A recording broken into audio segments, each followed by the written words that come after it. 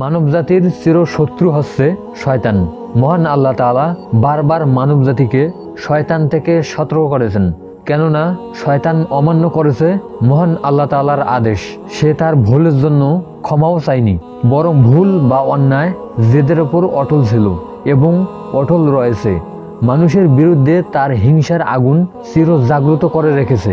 সে আল্লাহর কাছে কিয়ামত পর্যন্ত অবকাশ চেয়েছে এবং আল্লাহ তাকে সেই সুযোগ দিয়েছেন। মানুষকে বিভ্রান্ত করার শপথও নিয়েছে, মানুষকে কুমন্ত্রণা দেওয়ার ক্ষমতাও দেওয়া হয়েছে তাকে। অবশ্য মহান আল্লাহ তাআলা শয়তানের হাত থেকে রক্ষার ও সৌভাগ্য লাভের কিছু সরঞ্জাম হিসেবে মানুষকে দিয়েছেন। সেই সরঞ্জামগুলো হলো পবিত্র কুরআন, বিবেক বুদ্ধি ও আমাদের প্রজ্ঞা। এছাড়া মহান আল্লাহ তাআলা মানুষকে সুপথ দেখানোর জন্য অনেক নবী রাসূল পাঠিয়েছেন। মহান আল্লাহ তাআলা মানুষকে সুপথ দেখানোর জন্য পাঠিয়েছেন অসংখ্য নবী রাসূল। এছাড়াও শয়তান থেকে বাঁচতে শিখিয়েছেন কিছু আমল। সুতরাং শয়তান হচ্ছে মানুষের চিরশত্রু। শয়তান চায় সবসময় মানুষকে জাহান্নামী করতে। তবে মহান আল্লাহ তাআলা আমাদের দেখতে চান যে কে ভালো কাজ করে আল্লাহর পথে থাকে আর কে শয়তানের প্রচারণায় পড়ে আল্লাহকে ভুলে যায়। শয়তান মানবজাতির ঘোষিত চিরশত্রু। এ চিরশত্রু শয়তানের ধোঁকা, প্রচারণা ও প্রভাব থেকে বাঁচতে যে আমলগুলো করা জরুরি, সেই আমলগুলো এই ভিডিওর মাধ্যমে আলোচনা করব। সম্মানিত সুপ্রিয় দর্শক মণ্ডলী, আসসালামু আলাইকুম। আশা করি মহান রব্বুল আলামিনের দয়ায় আপনারা সবাই ভালো আছেন। আমরা জীবনের জন্য যদি ভালো কিছু করতে চাই, এই ভালো কিছু করার মধ্যে বাধা সৃষ্টি করে এই শয়তান। এমনকি আমরা নামাজও পড়তে পারি না এই শয়তানের কারণে। শয়তানের এই ওয়াসওয়াসার কারণে আমরা বিপদগামী হই। সুপ্রিয় দিনী ভাই, আজকের ভিডিওতে আমরা জানব শয়তান থেকে বাঁচার কয়েকটি আমল। তার মধ্যে প্রথমটি হচ্ছে ইখলাসের সঙ্গে কাজ করা। ইবাদত বন্দেগী সহ যে কোনো ভালো কাজের জন্যই ইখলাস বা একনিষ্ঠতার গুরুত্ব অনেক বেশি। যে কোনো কাজেরই ইখলাস না থাকলে সে কাজ মূল্যহীন, কারণ মানুষের প্রকাশ্য অপ্রকাশ্য তথা ভেতরে ও বাহিরের কাজে মিল থাকার নামেই ইখলাস। কাজেই কোনো কাজ করলে মনোযোগ সহকারে অর্থাৎ ঈমানের সহিত কাজ করা।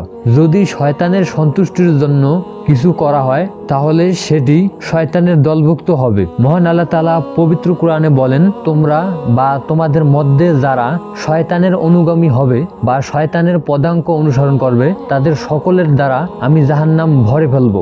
সূরা সাদ আয়াত 85। শয়তান থেকে বাঁচার দ্বিতীয় উপায়টি হচ্ছে খাবারের শুরুতে বিসমিল্লাহ বলা। আল্লাহর নাম নিয়ে খেতে শুরু করলে শয়তানের প্রভাব ও শরীক হওয়া থেকে বাঁচা যায়। রাসূল সাল্লাল্লাহু আলাইহি সাল্লাম বলেছেন, যখন তোমাদের কেউ খাবার খায় তখন সে যেন বিসমিল্লাহ বলে খায়। যদি সে খাবার গ্রহণের শুরুতে বিসমিল্লাহ বলতে ভুলে যায় তবে সে যেন পরে এই দোয়াটি পড়ে। দোয়াটি হচ্ছে বিসমিল্লাহি আউয়ালাহু ওয়া আখিরা। এর অর্থ হচ্ছে আমি আল্লাহর নামে খাওয়া শুরু করছি প্রথমে এবং শেষে। সুনানে আবু দাউদ হাদিস নম্বর 3767।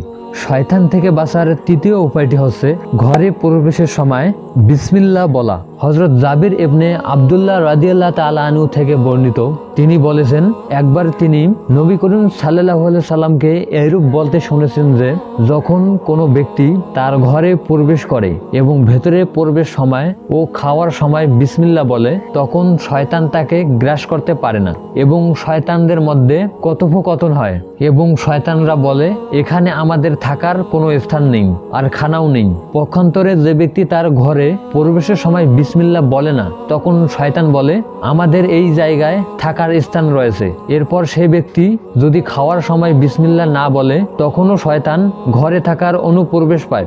সুনানে আবু দাউদ হাদিস নম্বর 3765। চতুর্থ উপায়টি হচ্ছে ওয়াশরুমে প্রবেশের আগে দোয়া পড়া। হযরত আলী ইবনু আবি তালিব রাদিয়াল্লাহু তাআলা আনহু বর্ণনা করেন, আল্লাহর রাসূল সাল্লাল্লাহু আলাইহি সাল্লাম বলেছেন, টয়লেটে ঢোকার সময় জিনের চোখ ও আদম সন্তানের গোপনীয় অঙ্গসমূহের মধ্যে অন্তরাল সৃষ্টি করতে চাইলে বলতে হবে বিসমিল্লাহ। তারপর এই দোয়াটি পরে টয়লেটে প্রবেশ করা। দোয়াটি হচ্ছে বিসমিল্লাহি আল্লাহুম্মা ইন্নী আউযু বিকা মিনাল খুবুসি ওয়াল খাবাইস। এর অর্থ হচ্ছে, হে আল্লাহ, নিশ্চয়ই আমি আপনার কাছে পুরুষ ও নারী শয়তানের অনিষ্ট থেকে ক্ষতি থেকে আশ্রয় চাই। পঞ্চম উপায়টি হচ্ছে ঘর থেকে বের হওয়ার সময় দোয়া পড়া। হযরত আবু হুরায়রা রাদিয়াল্লাহু তাআলা আনহু থেকে বর্ণিত, রাসূল সাল্লাল্লাহু আলাইহি সাল্লাম বলেছেন, যখন কোনো ব্যক্তি তার ঘর থেকে বের হয় তখন তার সাথে দুজন ফেরেশতা নিযুক্ত থাকে। অতঃপর ওই ব্যক্তি যদি বিসমিল্লাহ বলে ঘর থেকে বের হয় তখন ফেরেশতাদ্বয় বলেন, এমন লোককে তোমরা কি করতে চাও? যাকে হেদায়েত দান করা হয়েছে এবং যাকে রক্ষা করা হয়েছে তার জন্য তো আল্লাহই যথেষ্ট। ইবনে মাজাহ হাদিস নম্বর 3886। ষষ্ঠ উপায়টি হচ্ছে নামাজের কাতারের মধ্যখানে ফাঁকা জায়গা বন্ধ করে দাঁড়ানো। হযরত ইবনে ওমর রাদিয়াল্লাহু তাআলা আনহু বলেন, রাসূল সাল্লাল্লাহু আলাইহি সাল্লাম বলেছেন, তোমরা নামাজের কাতার সোজা করবে, বাহুকে সমপর্যায়ে রাখবে এবং নামাজের ফাঁক সমূহ পূর্ণ করবে। মধ্যখানে শয়তানের জন্য ফাঁক রাখবে না। যে ব্যক্তি কাতার সোজা করে এবং মিলিয়ে দাঁড়ায়, মহান আল্লাহ তাকে রহমত দান করেন। সপ্তম উপায়টি হচ্ছে হাই উঠলে হাত দ্বারা মুখ বন্ধ করা। হাই ওঠার সময় মুখে হাত দিতে বা হাত দিয়ে বাধা দিতে হবে। আমাদের রাসূল সাল্লাল্লাহু আলাইহি সাল্লাম বলেছেন, হাই ওঠা শয়তানের পক্ষ থেকে হয়ে থাকে। কাজেই তোমাদের কারো যখন হাই আসবে তখন তার সাধ্যমতো বোধ করবে।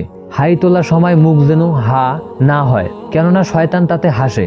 বুখারী হাদিস নম্বর 3289।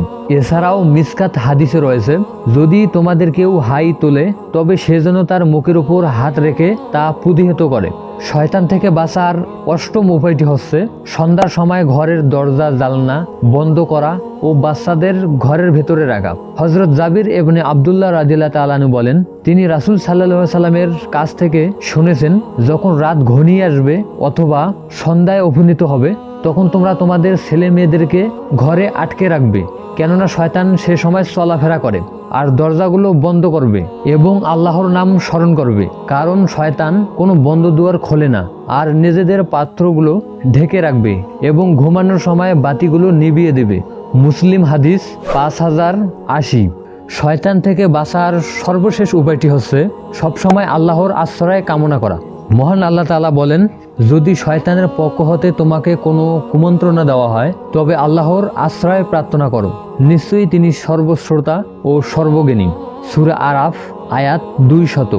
এই আয়াতকে সকল মুসলিমকে শিক্ষা দেওয়া হয়েছে যে শয়তান আমাদের মনে কখনো কখনো মন্দ ভাবনার প্রতি প্রচারণা চালায় এবং এই সময় আমাদের উচিত মহান আল্লাহ তাআলার কাছে শয়তান থেকে আশ্রয় প্রার্থনা করা। সুপ্রিয় দর্শক মণ্ডলী, মহান আল্লাহ তাআলা আমাদের এই আমলগুলো করার তৌফিক দান করুন, আমিন। এই ছিল আজকের ছোট্ট ভিডিওটি ভালো লাগলে অবশ্যই চ্যানেলটি সাবস্ক্রাইব করতে ভুলবেন না। আর আপনাদের কাছে একটি অনুরোধ, আপনি যতই ব্যস্ত থাকেন না কেন 5 ওয়াক্ত নামাজ পড়তে ভুলবেন না। ইনশাআল্লাহ দেখা হচ্ছে পরের ভিডিওতে। ততক্ষণে নিজের খেয়াল রাখুন। আল্লাহ হাফেজ।